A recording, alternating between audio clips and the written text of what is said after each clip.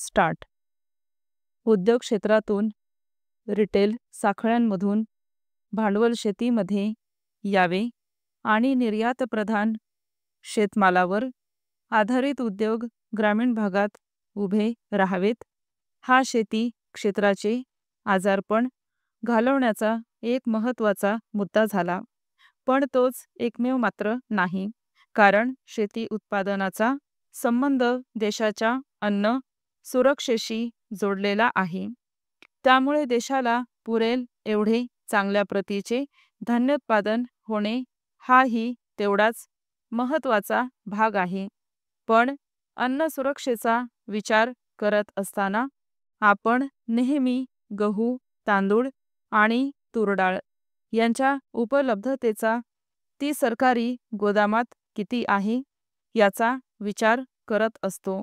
ही तीन धान्य म्हणजेच देशभरातील सर्व नागरिकांचे एकमेव अन्न आहे, असेही आपण गृहीत धरतो. आणि त्याप्रमाणे आवश्यकतेनुसार सरकारी गोदामे खाली करून धान्य पुरवठा करतो.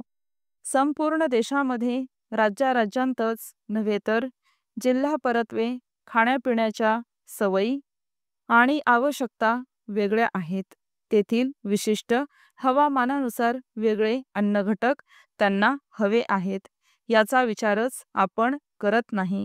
त्यामुळे देशभर असलेले अन्नधान्याचे, फळे व भाज्यांचे वैविध्यच आपण नष्ट करत आहोत आणि मोजक्या 4 धान्यांवर सर्वांनी जगले पाहिजे, अशी अनैसर्गिक सक्ती नकळतपणे केली जात आहे.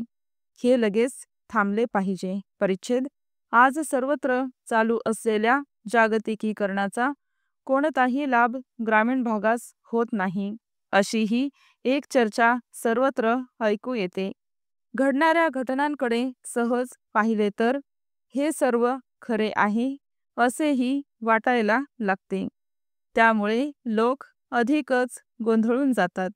विकसित देश, विकसनशील देश ही जगभर होणारी विभागणी आपल्या लोकसंख्येपैकी किती टक्के लोक शेतीवर अवलंबून आहेत आणि किती टक्के लोक उद्योग व्यवसायात आहेत या आधारावर केली जाते. आपण विकसनशील आहोत याचे कारण देशातील 65% लोक अजूनही शेतीवर अवलंबून आहेत. परिच्छेद. विकसित देशात हे प्रमाण अत्यंत कमी म्हणजे 10% आत असते. जास्तीत जास्त लोकांना उद्योग व्यवसायात रोजगार उपलब्ध झाल्याने त्या देशात लहान तुकड्यांची शेती आता राहिलेली नाही. शेकडो एकराची यांत्रिक शेती तेथे परवडू शकते.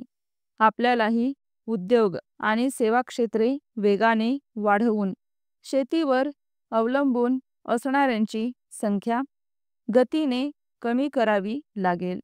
मग शेतकरी छोट्या तुकड्यांमध्ये आणि तोट्यात चालणाऱ्या शेतीत अडकून न राहता अधिक पैसे देणाऱ्या रोजगाराकडे वळेल.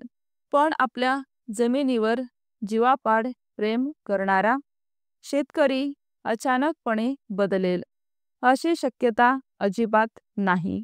स्टॉप.